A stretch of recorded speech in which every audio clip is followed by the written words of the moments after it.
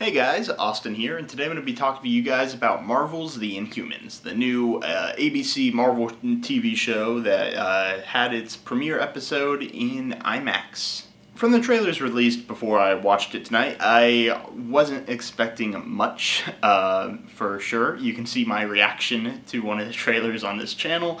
I thought it was going to be a shit show, and I was a little bit pleasantly surprised. The visual effects actually were pretty great for a TV show. They don't hold up too great on a giant IMAX screen, but I can forgive that because that's not the medium it's really meant to be watched in. It's a cool way that they released the premiere episode, but if you're watching it on a normal TV show like most people will, it totally looks fine. The set design looks a little bit it's interesting. They definitely tried to do something different, make it not just look like Earth, and it works for that. I thought it was a little bit like too feng shui, kind of too modern, which is weird considering these people have been isolated from Earth since that's been a style. Some of the props look a little cheap too. There's a whole scene built around people like opening this chest and removing these crystals, and the box, it's like in this wooden box, but the lid to the box is clearly just plastic. Like, it's supposed to look like wood, but you can see like there's little indentions like where it's just like silicone plastic, and it was distracting to me. It might just be that I'm watching it on a medium that was 1,000 times bigger than I would be at home, so it might just be something that you wouldn't even notice, but it's one of the things that definitely didn't translate well to IMAX is the props. As for the story, the broad beats I enjoyed actually. It has some interesting plot development along with character development and relationships. There's a cool dynamic there that is actually something I'd kind of like to explore by continuing to watch the show, honestly. However, one problem with the storytelling is a lot of it relies on exposition just through talking. Just people just say exposition all the time. And I know that there's like a rich backstory to these people and they kind of just drop you into it. If you're gonna try to get exposition out there, don't just literally have one guy mutter it under his breath like they have in this show. You have actors that are totally adept. None of the acting is bad really in the show. However, a lot of it just suffers from them saying what they're feeling or how they're doing, and it kind of just makes you feel like they're just treating the viewers like we're dumb.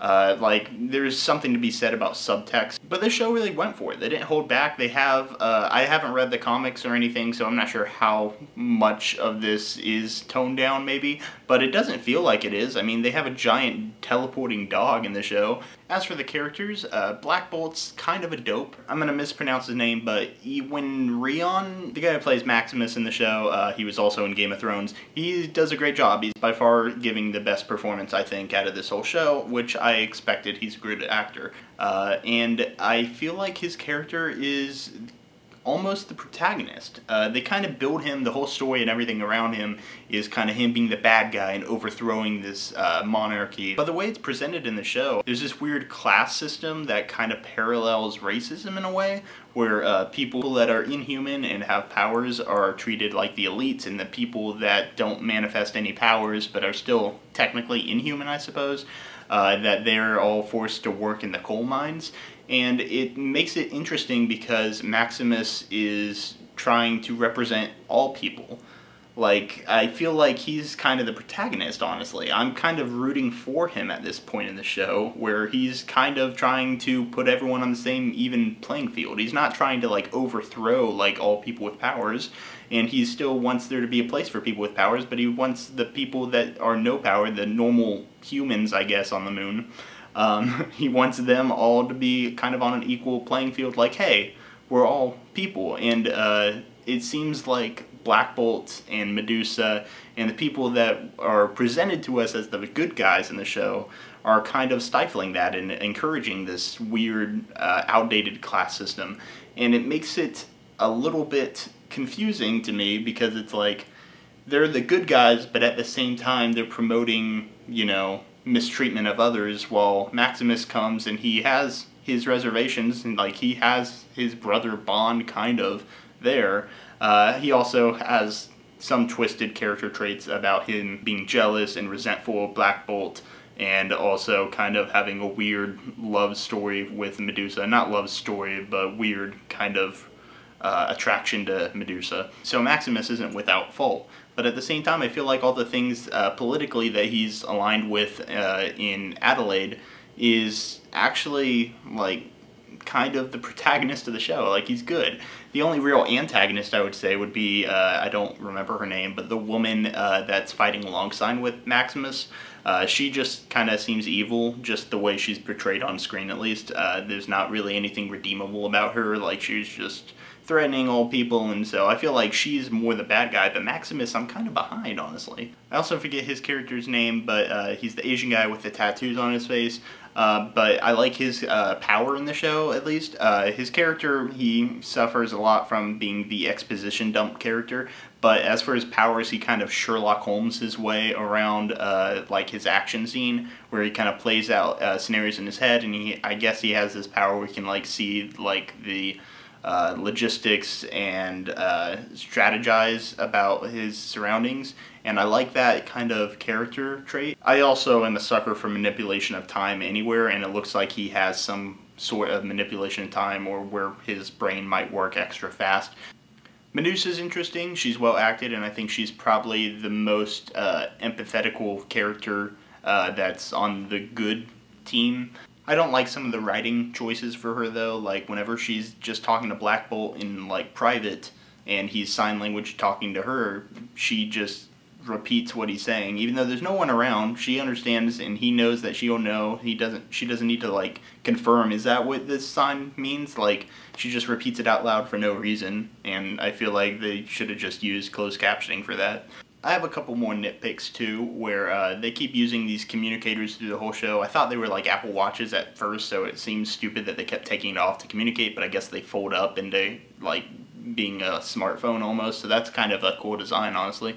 But they keep using it at the end, like even when they're on Earth, like they're not stranded necessarily. They have these and they can, Medusa smashes hers, but I mean, she still gets a hold of another one by the end of the show. And so they have these, they can communicate with each other, all the people that are on Earth, yet they never make an attempt. Like, Medusa talks to Black Bolt over it a couple times, but they never once like try to make an attempt like, hey, what's your location? Let's meet up. Oh, I'm by the giant tower downtown. Oh, well, I'm in the forest. I guess I'll find my way to you. Like, they never attempt to meet up, which is weird because I feel like that's what their motivations on Earth right now are, is to meet up and come up with a plan. Also, I guess a question that I have more so than a nitpick is, I guess humans on Earth know about the Inhumans? I guess the humans on Earth know about the Inhumans. I know there's some that are on Earth, but I guess that's just something that's known to the public now. Whenever they have all the superheroes and stuff that's happened for the last 10 years on their version of Earth, like, they're probably not surprised and they know about it now.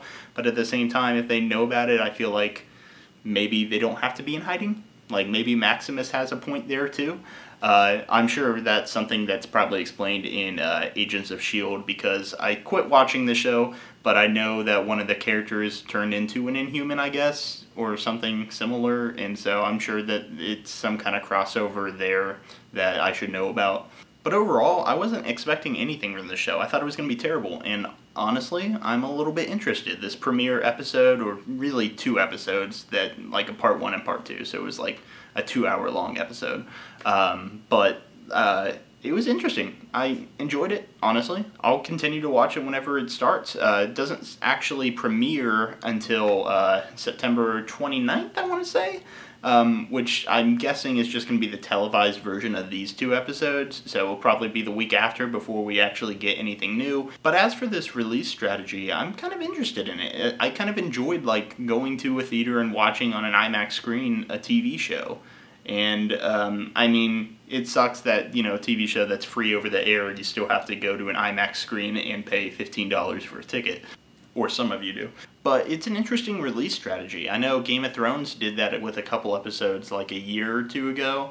But like, it's something that I'm interested in, and speaking of Game of Thrones, I would love to see that be done with like the series finale. Like, if they did that like next year, maybe they were testing the waters a year ago when they did that. Maybe series finale, you can go to a theater and watch it. That would be awesome. So I kind of like to see this maybe implemented more and more of the cinematic shows. Things like a Game of Thrones or Arrow or The Flash or Hell, I'd go to a theater and watch Always Sunny in Philadelphia if they wanted to. Anyway, that's my thought on the Inhumans premiere. Have you seen it yet?